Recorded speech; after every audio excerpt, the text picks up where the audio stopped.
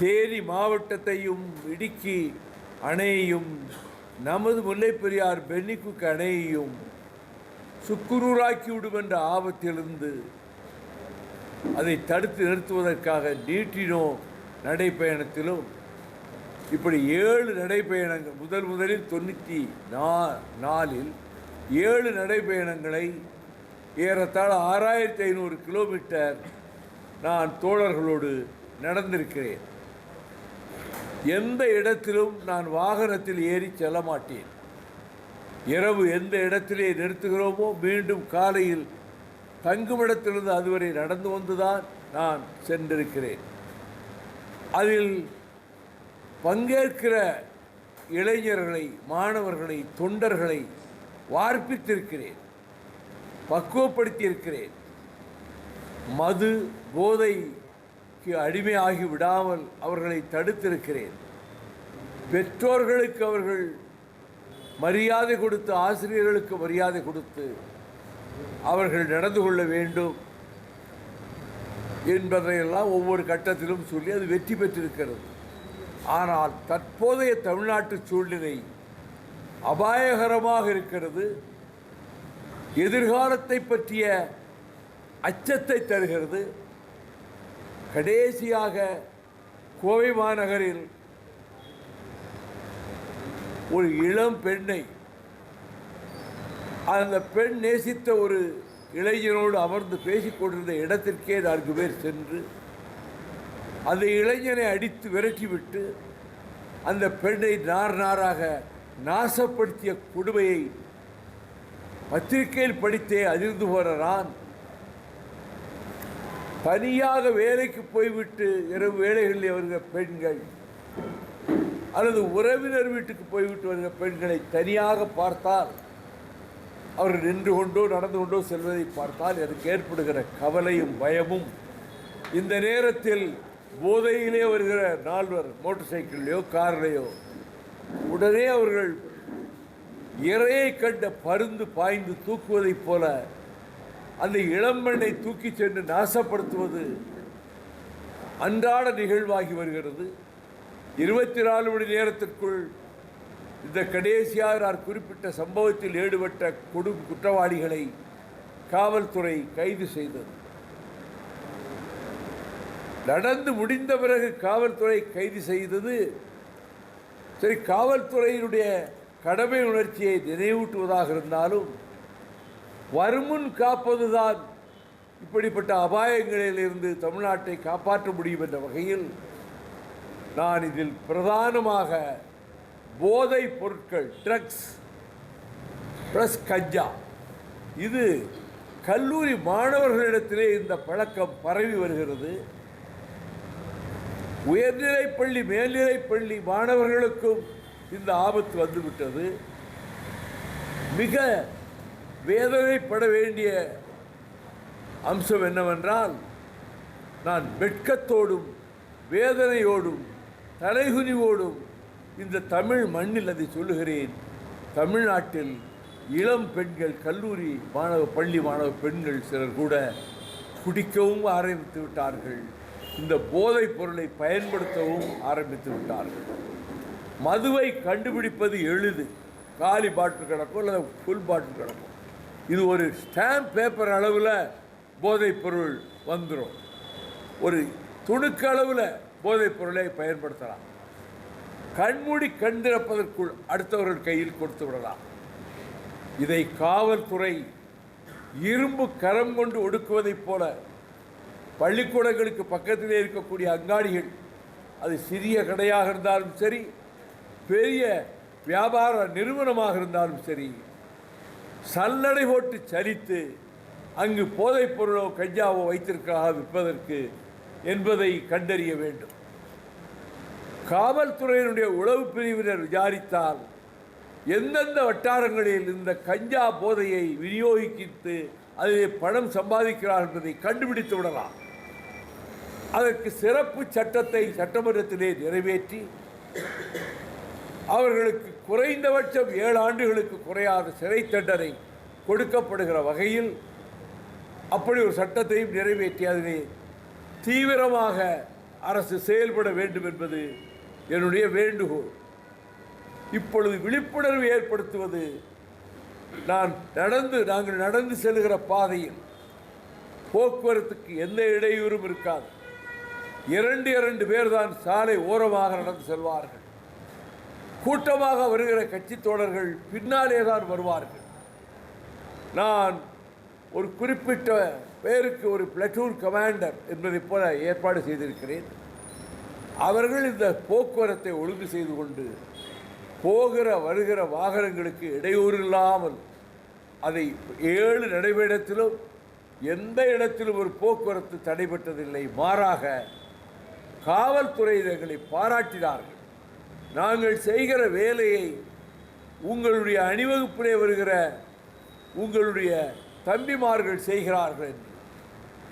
அதை ஒரு இடத்திலே நாங்கள் நடந்து வருகிற போது ஒரு பசுமாடு நிறைந்த கிணற்றுக்குள்ளே கொஞ்சம் ஆழம் விழுந்து விட்டது. கதறுகிறார்கள் அந்த பசுவை இழந்தவர்கள். வெளியே நின்று கொண்டு ஊர்க்காரர்கள் கூடியிருக்கிறார்கள்.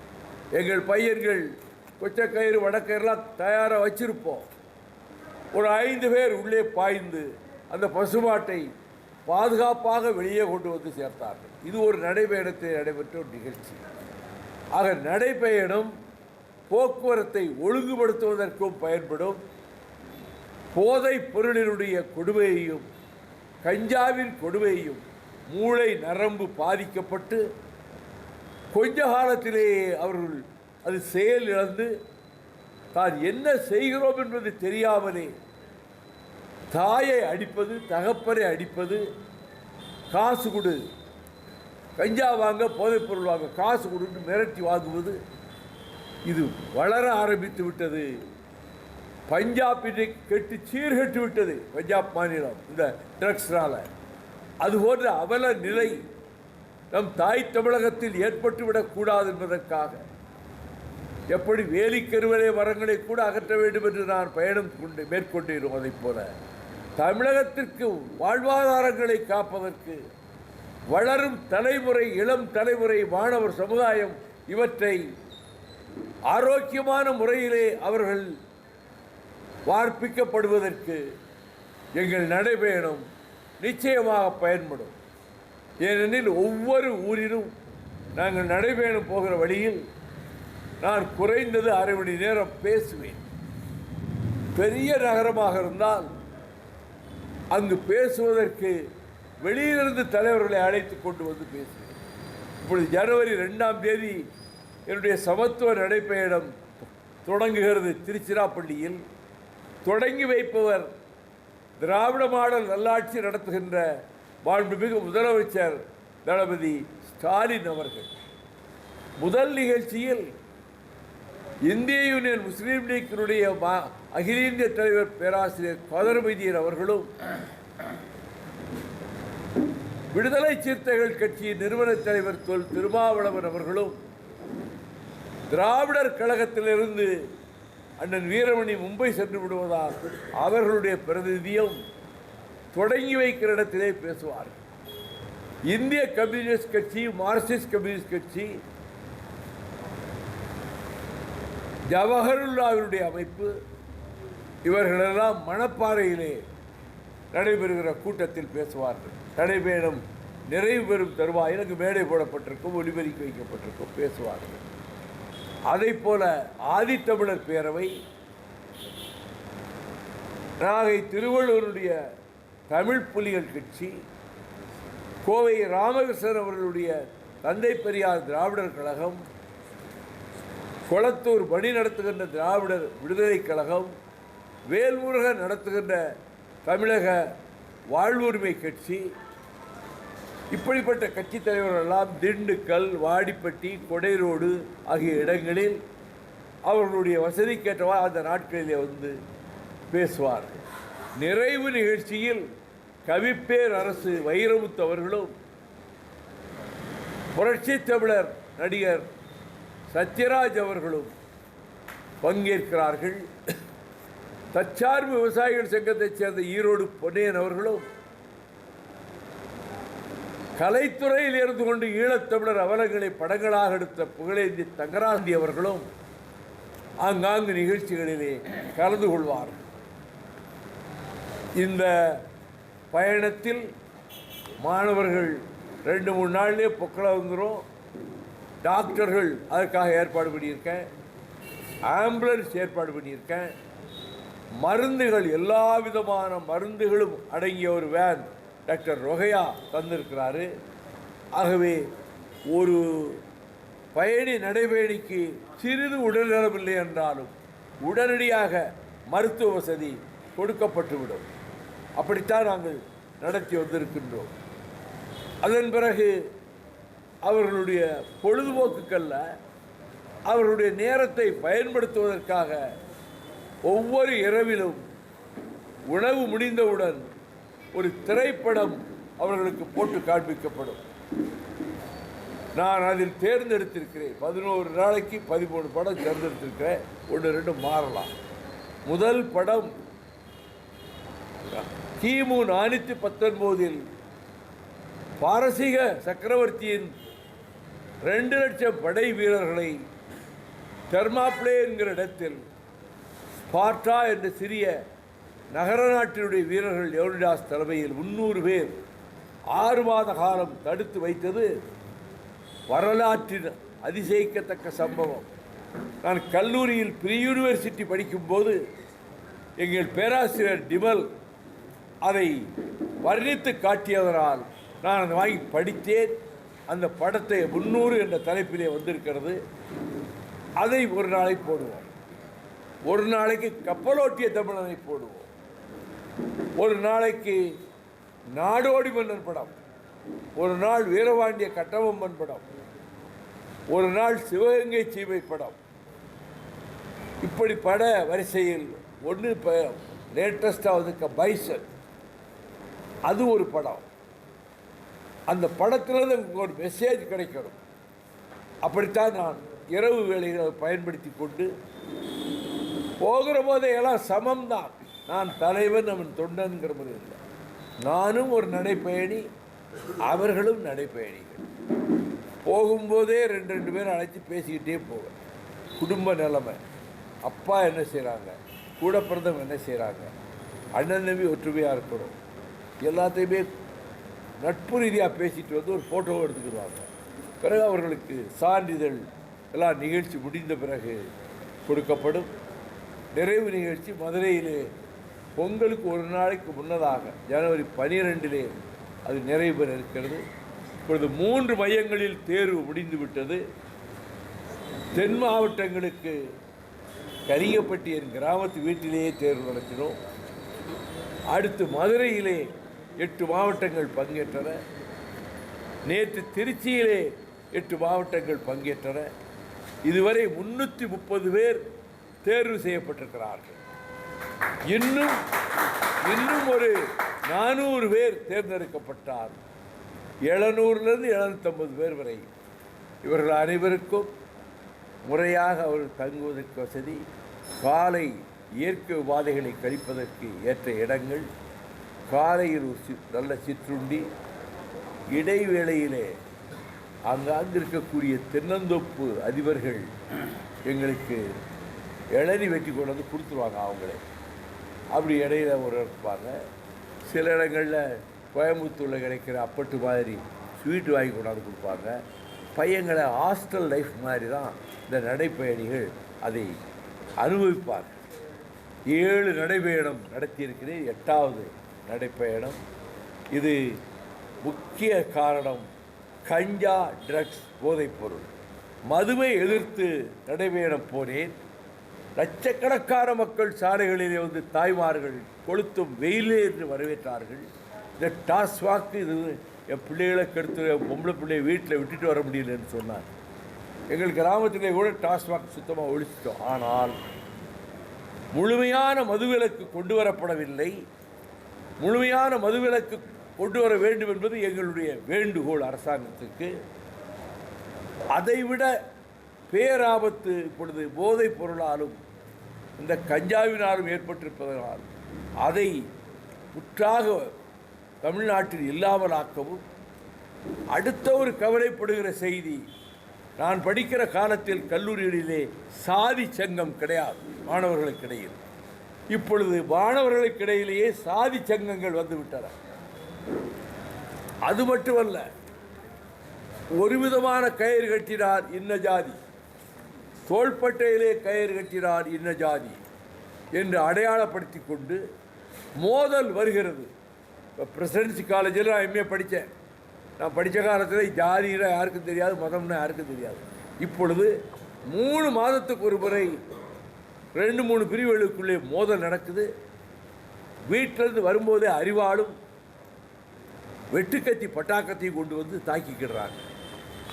ரொம்ப வெட்கமாகவும் எதிர்காலத்தை பற்றிய கவலை நிறைந்ததாக இருப்பதனாலே சாதி இல்லையடி, சாதிகள் இல்லையடி பாப்பா, குலத்தாழ்ச்சி உயர்த்தி சொல்லல் பாவம், பிறப்புக்கும் எல்லா உயிர்க்கும் யாதும் ஊரே யாவரும் கேடியும் என்ற கோட்பாட்டை நான் வலியுறுத்தி சொல்வேன் அவர்களுக்கு.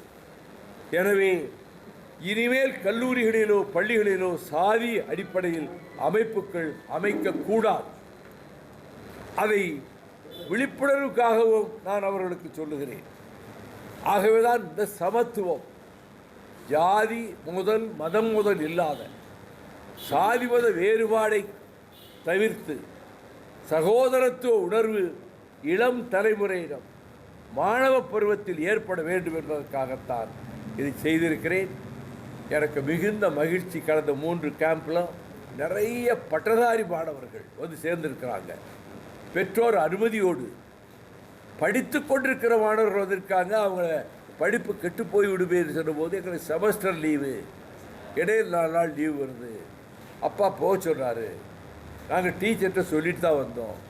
அப்படி நிறைய மாணவர்கள். கடந்த நடைபயணங்களில் இல்லாத ஒரு வித்தியாசம் இந்த நடைபயண தேர்விலே அதிக மாணவர்களை பார்க்கிறேன். இளைஞர்கள் நிறைய வர்றாங்க, பட்டதாரி இளைஞர்கள், பட்டம் பெற்றவர்களும் வருகிறார்கள். அவர்கள் எல்லோரிடத்திலும் சில வேளைகளில் நான் இங்கிலீஷ் லிட்ரேச்சர் அப்படின்னு நிறைய ஸ்டூடெண்ட்ஸ் சொன்னாங்க. நான் இங்கிலீஷ் லிட்ரேச்சர் பிஏ முடிச்சிருக்கேன், இங்கிலீஷ் லிட்ரேச்சர் நான் எம்ஏ முடிச்சிருக்கேன் அப்படின்னா நான் கேள்வி கேட்பேன். இன்னைக்கு மோடி வந்து கோவை வந்து வர்றாரு, மோடி வர்றதுனால மோடி இந்த கோவைக்கு செஞ்ச கேட நினைவூட்டி இந்த கோவை மாநகரம் மெட்ரோ திட்டம் முன்பே அறிவிக்கப்பட்டிருந்தது. ஆனால் 2011 மன்மோகன் சிங் தலைமை அமைச்சராக இருந்தபோது கோவை உள்ளிட்ட 19 நகரங்கள் அறிவிக்கப்பட்டன. திடீரென்று நேற்று மாலையில் கோவையிலும் மதுரையிலும் மெட்ரோ திட்டம் நடைமுறைப்படுத்தப்படாது, செயல்படுத்தப்படாது, ஆரம்பிக்கப்படாது என்று ஒரு அதிர்ச்சியான தகவலை, கோவை மக்களுக்கு மிகவும் கவலை தரக்கூடிய ஒரு அறிவிப்பை செய்திருக்கிறார்கள். இந்த இதே ஜனத்தொகை 20 லட்சத்திற்கு மேல் இல்லை என்று இவர்கள் முதலில் தேர்வு செய்யும்போது 10 லட்சத்துக்கு மேலே உள்ள இடங்களையே தேர்வு செய்தார்கள். இப்பொழுது 20 லட்சத்துக்கும் குறைவாக இருக்கிற பாட்னா, பூனா, சூரத், விசாகப்பட்டினம் இங்கே மெட்ரோ திட்டம் வேலை நடந்து கொண்டிருக்கிறது. கோவையில் 15,21,000 2011 கணக்குப்படி. இப்பொழுது மக்கள் தொகை கூடியிருக்கும். இப்போ உள்ள கணக்கு பார்த்தால் கோவை மாவட்ட மக்கள் தொகை 34,58,000. மெட்ரோபாலிட்டன் மட்டும் மக்கள் தொகை 21,36,000.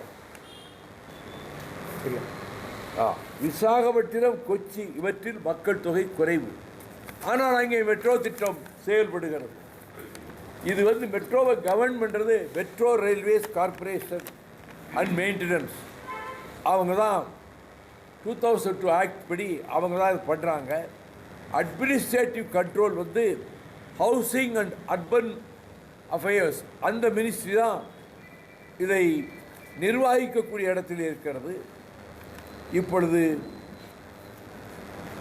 ஆக்ரா 16 லட்சம், பாட்னா 16.8 லட்சம், போபால் 18 லட்சம், எல்லாம் அப்ரூவ் ஆகி வேலை நடக்க ஆரம்பிச்சிருச்சு. ஆனால் இந்த எலக்ட்ரல் ரோல் படி பார்த்தா கோயம்புத்தூர் டிஸ்ட்ரிக்ட் வந்து 30,81,594 பேர் வாக்காளர்களாக இருக்காங்க. இதில் மெட்ரோபாலியன் ஏரியா மட்டும் பாப்புலேஷன் 31 லட்சத்தி, தவறாக சொல்லிட்டேன், 21 லட்சம், 31,23,000 பேர் இந்த மெட்ரோபாலிட்டன் ஏரியாவுக்குள்ளே இருக்கிறாங்க. கோயம்புத்தூர் வந்து தமிழ்நாட்டிலே 2வது பெரிய நகரம், தொழில் நகரம், தமிழ்நாட்டின் மான்செஸ்டர் என்று புகழப்படும் நகரம். இன்னும் இது பெரும் வளர்ச்சியை பெற வேண்டியதற்கு வழிகாட்டக்கூடிய மெட்ரோ ரயில் திட்டத்தை ரத்து செய்தது மத்திய அரசு செய்த வஞ்சகம், மத்திய அரசு தமிழ்நாட்டுக்கு இழைத்திருக்கிற துரோகம் என்று நான் குற்றம் சாட்டுவதோடு, இங்கே அதாவது தமிழ்நாடு அரசு அறிக்கை அனுப்பிடுச்சு, அதில் சில கொறி போட்டு கேட்டிருந்தாங்க, அந்த கொறிகளுக்கெல்லாம் விளக்கம் கொடுத்தும் அனுப்பிடுச்சு. இதன் பிறகும் அவர்கள் தமிழ்நாட்டை ஒரு கிள்ளுக்கரையாக நினைச்சிக்கிட்டு என்ன தமிழ்நாட்டை பற்றிய வெள்ளி நகையாடும் போக்கு இருந்தா தலைமை அமைச்சர் நரேந்திர மோடி வர்றதுக்கு 24 மணி நேரத்துக்கு உள்ள இப்படி ஒரு அறிவிப்பு செய்வாங்க? கொஞ்சம் யோசிச்சிருந்தா நம்ம பிரைம் மினிஸ்டர் போகிற நேரம் அதை அறிவிக்க வேண்டாம்னு கூட நினச்சி ஏமாத்துக்காக ஒரு 10 நாள் கழித்து கூட அறிவிக்கலாம். ஆனால் நம்ம அறிவித்தது தான் என்ன செஞ்சிருவாங்க அப்படின்னு. ஆனால் இதை எதிர்த்து மத்திய அரசினுடைய இந்த முடிவுக்கு பலத்த கண்டனத்தை தெரிவிக்கவும், கோவையிலே மெட்ரோ திட்டத்தை உடனடியாக செயல்படுத்துவதற்கான தொடக்கத்தை ஏற்படுத்தவும் வலியுறுத்தி வருகிற 24ஆம் தேதி திங்கட்கிழமை மாலை 4 மணி அளவில் செஞ்சிலுவை சங்கத்துக்கு எதிரே இங்கே மறுமலர்ச்சி திராவிட முன்னேற்ற கழகத்தின் அமைச்சர் அர்ஜுன்ராஜ் அவர்கள் தலைமையிலும், உயர்நிலை குழு உறுப்பினர் மோகன்குமார், மாவட்ட செயலாளர் செல்வராஜ் முன்னிலையிலும் இது எங்களுடைய கண்டன ஆர்ப்பாட்டத்தை, மத்திய அரசுடைய முடிவை எதிர்த்து அதை திரும்ப பெற வேண்டும் என்று வலியுறுத்தி கண்டன ஆர்ப்பாட்டம் நடைபெற இருக்கிறது. இதைவிட குறைந்த ஜனத்தொகை உள்ள இடங்களில் வேலை நடக்குது. வடநாட்டில் தான் நான் 4 நகரங்களை சொன்னேன். அப்போ எதுக்காக நிறுத்தணும்? எங்கள்கிட்ட பணம் தான் கோடி கோடியாக கொட்டி கிடக்குது. இந்த ஜனத்தொகை கணக்கை ஏற்க முடியாது. எப்படி எஸ்ஐஆர் ஒரு ஃப்ராடோ, எஸ்ஐஆர் என்பது எலெக்ஷன் கமிஷனை பயன்படுத்தி மத்திய சர்க்கார் செய்த மிகப்பெரிய மோசடி, ஜனநாயக மோசடி. அதை போலத்தான் இந்த அறிவிப்பும் தமிழகத்திற்கு எதிரானது என்பதை நான் உங்கள் மூலமாக through the print media and visual media I make an appeal to the Honorable Prime Minister of India, Mr. Narendra Modi. My request is reconsider the decision taken regarding metro system for Coimbatore. I would make an appeal to the Prime Minister through you, and also I condemn the Prime Minister and his government through you. This message should be conveyed to him. We cannot be taken for granted. People of Tamil Nadu cannot be taken for granted by the union government. மத்திய அரசு அப்படி நினைக்குமானால் இங்கே கிளர்ச்சி என்று ஆரம்பித்து விட்டால் அது எங்கே போய் நிற்கும்னு சொல்ல முடியாது. மக்கள் நலனுக்காக கிளர்ச்சி, கோவை மாநகர மக்களினுடைய நன்மைக்காக கிளர்ச்சி, கோவை மாநகரத்தினுடைய சுபிட்சமான வளர்ச்சிக்கான கிளர்ச்சி என்ற முறையில் இந்த 24ஆம் தேதி ஆர்ப்பாட்டத்தை அறிவித்திருக்கிறோம். நீங்கள் மத்திய அரசு எடுத்த முடிவை திரும்ப பெற வேண்டும். ஒரு திருக்குறளையும் ஒரு பாரதியார் பாட்டில் 4 வரியை எப்படியோ மென்று இந்தியிலே எழுதி வச்சு இந்தியிலே அதை படிக்கிறது தமிழில் படிக்கிற மாதிரி இந்த வேலை சித்து வேலையெல்லாம் சொல்லி தமிழ்நாட்டு மக்களை மோடி ஏமாற்ற முடியாது என்பதையும் இந்த மண்ணின் மைந்தன் என்ற முறையில் நான் தெரிவித்துக் கொள்கிறேன். எலெக்ஷன் கமிஷன் எஸ்ஐஆர் பணிகளெல்லாம் ரொம்ப சிறப்பாக நடக்குது. மக்கள் ரொம்ப ஆர்வத்தோடு வந்து ஃபார்ம்ஸ் எல்லாம் கொடுத்துருக்கிறாங்க. ஆதாரங்களோடு அது எவ்வளவு தவறு என்பதை உச்சநீதிமன்றத்திலே இதை எஸ்ஐஆரை எதிர்க்கிற தரப்பு வழக்கறிஞர்கள் நிரூபித்து வருகிறார்கள். திராவிட முன்னேற்ற கழகத்தின் வழக்கறிஞர்கள் வாதாடுகிறார்கள். கம்யூனிஸ்ட் கட்சியின் வழக்கறிஞர்கள் வாதாடுகிறார்கள். எங்கள் தரப்பில் மறுமலர்ச்சி திராவிட முன்னேற்ற கழகத்தின் சார்பில் இந்த வெள்ளிக்கிழமை அல்லது திங்கட்கிழமை எங்களுக்கு அந்த வாய்ப்பு வரும் என்று கருதுகிறோம். எங்கள் வழக்கறிஞர்கள் ரிட் மனு தாக்கல் செய்திருக்கிறார்கள், வாதாடுவார்கள். அது கோர்ட்டில் இதை வாதாடி பார்க்கிறோம்.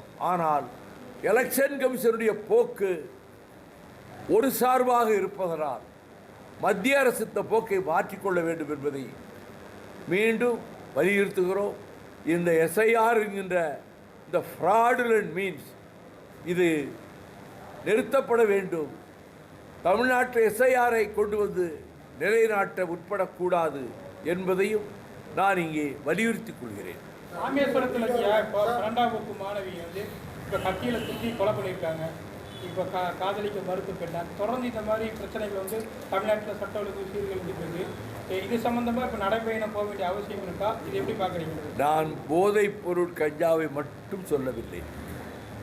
சாதி மோதல்கள், மத மோதல்களை சொல்லுவதோடு இப்படிப்பட்ட கொடூர பயங்கரமான வன்முறை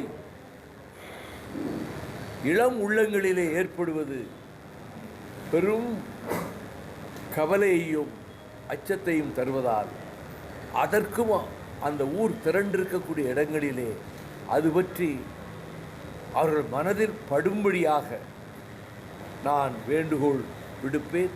என்னென்ன கேடுகள் வருகிறதோ அதையெல்லாம் தடுப்பதற்குத்தான் இத்தனை வருஷமாக எல்லா நடைபயணங்களையும் நான் மேற்கொண்டிருக்கிறேன். அதே நேரத்தில் வழக்கமாக நடைபயணங்களில் நான் அரசியல் பேசுவது கிடையாது. ஆனால் கால சூழ்நிலை காரணமாக சட்டமன்ற தேர்தல் அருகாமையிலே வந்துவிட்ட காரணத்தினால் சின்னஞ்சிறு பிள்ளைகள் பசியோடு பட்டினியோடு பள்ளிக்கூடத்துக்கு வருவதை எண்ணி கவலைப்பட்டு காலை சிற்றுண்டி என்கின்ற அருமையான திட்டத்தை அறிவித்தது முதல் பேருந்துகளிலே இலவசமாக பெண்கள் பயணிப்பதற்கான திட்டத்தை அறிவித்ததுடன் மக்கள் நலத்திட்டங்கள், மருத்துவ முகாம்கள் மூலம் தமிழகத்தினுடைய முன்னேற்றத்திற்காக பாடுபட்டு கொண்டிருக்கின்ற திராவிட மாடல் நல்லாட்சியை மாண்புமிகு தளபதி ஸ்டாலின் அவர்கள் தலைமையிலான ஆட்சியை 26க்கு பிறகும் தொடர வேண்டும் என்பது என்னுடைய தாழ்மையான வேண்டுகோள் என்று என் பேச்சின் நிறைவு பகுதியிலே அதையும் நான் வலியுறுத்துகிறேன்.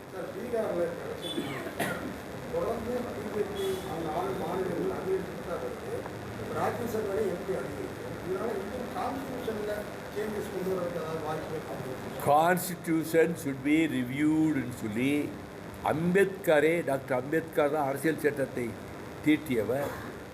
அவரே ஜெஃபர்சன் சொன்ன ஒரு மேற்கோளை காட்டி ஒவ்வொரு தலைமுறைக்கும் ஒரு கான்ஸ்டிடியூஷன், ஜெஃபர்சன் சொன்னது, ஒவ்வொரு தலைமுறையும் மாறி வருகிறது என்பதனால் அதனாலே அரசியல் சட்டத்திலே திருத்தங்கள் கொண்டு வரப்பட வேண்டும், மறுபரிசீலனை செய்யப்பட வேண்டும். எலெக்ஷன் கமிஷன் இவ்வளவு கொடூரமான அதிகாரங்களோடு செயல்படுவது தடுத்து நிறுத்தப்பட வேண்டும். அந்த வகையில் சட்ட திருத்தங்களை மத்திய அரசு நாடாளுமன்றத்திலே கொண்டு வர வேண்டும் என்பது எங்கள் நிலைப்பாடாகும். கடந்த காலங்களில் பார்த்திங்கன்னா இப்போ மதிமுகவுக்கு கோவை மாவட்டத்தில் பொதுவாக ஒரு தொகுதி ஒதுக்குவாங்க கூட்டணி சம்பந்தமாக. இப்போ வரப்போகிற தேர்தல் அந்த மாதிரி ஏதாவது வாய்ப்பு இருக்குமா? தேர்தலை குறித்தோ பேச்சுவார்த்தை குறித்தோ சீட்டுகள் குறித்தோ நானோ எங்கள் இயக்கத்தில் இருக்கக்கூடிய முன்னணியினரோ மாவட்ட செயலாளர்களோ ஒரு வார்த்தை நாங்கள் எங்கேயும் பேசுனதில்லை. இந்த அரசை நாங்கள் எந்த சூழலிலும் தேவையான யோசனைகளை நேரில் போய் சொல்லுவோமே தவிர வெளிப்படையாக பத்திரிகைகள் மூலம் விமர்சிப்பதில்லை. அதைப் போலவே எலெக்ஷனை பற்றியோ சீட்டை பற்றியோ இந்த நிமிஷம் வரைக்கும் பேசாத கட்சி மறுமலர்ச்சி திமுக. அது பேச்சுவார்த்தை கட்டம் வரும்போது தான் அந்த பேச்சுவார்த்தை நடைபெறும். ஐயா, சமீபத்தில் பார்த்தீங்கன்னா இப்போது மது ஆலை மது கடைகள் வந்து இப்போ குறைப்பதற்கான இதான் நீங்கள் முன்னெடுத்துட்டு இருக்கீங்க. ஆனால் நாளுக்கு நாள் பார்த்தீங்கன்னா அதிகரிச்சுட்டு நான் அப்படியே சொல்லிட்டேனே, மதுவை எதிர்த்து 1800 கிலோமீட்டர் நடந்து கோடிக்கணக்கான மக்களை சந்தித்து அவர்கள் ஆதரவை நான் பெற்றவன், தாய்மார்கள் ஆதரவு. ஆனால் மதுக்கடைகளை முழுமையாக அகற்றுவதற்கு அரசு முன்வரவில்லை. இது நாம் மதுவை ஒழிக்க வேண்டும் என்று சொல்லி நாங்கள் சொல்லுவதனால் மட்டும் இது உடனே நடக்கிற மாதிரி தெரியலை. ஆனால் இப்போ இதை வலியுறுத்துவோம். 50 கடை 100 கடையை குறைச்சி ஒரு பிரயோஜனம் கிடையாது. நிறுத்தணும்னா ஒரேடியாக நிறுத்தணும். அதே சமயம் மணமயில் மன்றம் சொல்லிட்டு 11 to 11 மறுபடியும் அதிகம் மணமயில் மன்றம் சொல்லிட்டு 11 to 11 பார் வந்து மறுபடியும் அதிகரிச்சுட்டு இருக்கு. கொஞ்சம் வசதி படைத்தவர்கள், செல்வந்தர் வீட்டு பிள்ளைகள் மாலை வேளைகளில் கேளிக்கை விடுதிகளாக ஆக்கிக் கொள்வதற்கு அந்த இடங்களிலே மேல்நாட்டு மது பரிமாறப்படுகிறது. அரைகுறை ஆடையோடு ஆணும் பெண்ணும் ஆங்கில திரைப்படங்களிலே வருவதைப் போல ஆடுகிற அவலமும் அருவருப்பும் எல்லா டவுன்லையும் நடக்கும். இது வேதனைக்குரிய. காங்கிரஸும் விடுதலை சிறுத்தையும் ஆட்சியில் பங்கு எங்களுக்கு வேண்டாம் அப்படின்னு சொல்லியிருக்காங்க. நீங்கள் எப்படிங்க? மற்ற கட்சிகள் என்ன சொல்லுகிறது என்பதை பற்றி எங்களுக்கு எந்த கருத்தும் கிடையாது. அவங்க கட்சிக்கு ஒரு கருத்து இருக்கு. நாங்கள் இது சம்பந்தமாக எதுவும் எந்த கருத்தும் நாங்கள் சொல்லலை. சட்ட ஒழுங்கு சம்பந்தமாக நம்ம வந்து இப்போ நடைபயணம் பண்ணுறது அவசியம் தான். அப்போ தமிழக அரசு வந்து மது போதை மற்ற விஷயங்களை வந்து தடை பண்ணி போதைப் பொருள் கஞ்சா இதான் இப்போ மோஸ்ட் டேஞ்சரஸ் திங்ஸ். இதை அகற்றது லேசு. போலீஸ் கடும் நடவடிக்கை எடுத்தால் ஒரு ரெய்டு எல்லா இடங்களையும் சடன் ரெய்டு முன்னறிவிப்பு இல்லாமல் பண்ணால் பல கடைகளில் மாட்டிக்கிடுவாங்க.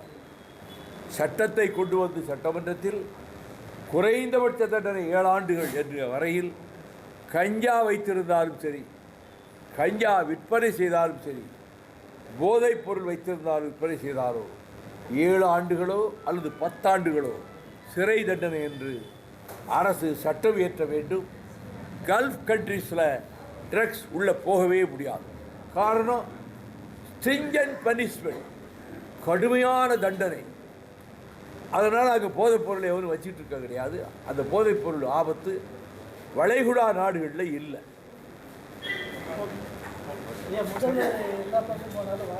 கட்சியினுடைய விருப்பம் அது அவங்களுடைய ஆர்ப்பாட்ட உணர்வை காட்டும். ஜனநாயகத்திலே அது அனுமதிக்கக்கூடியது தான். அதை பற்றி முதலமைச்சர் கொஞ்சம் கூட அங்கலாய்த்து கொள்ள வேண்டும். ஓகே.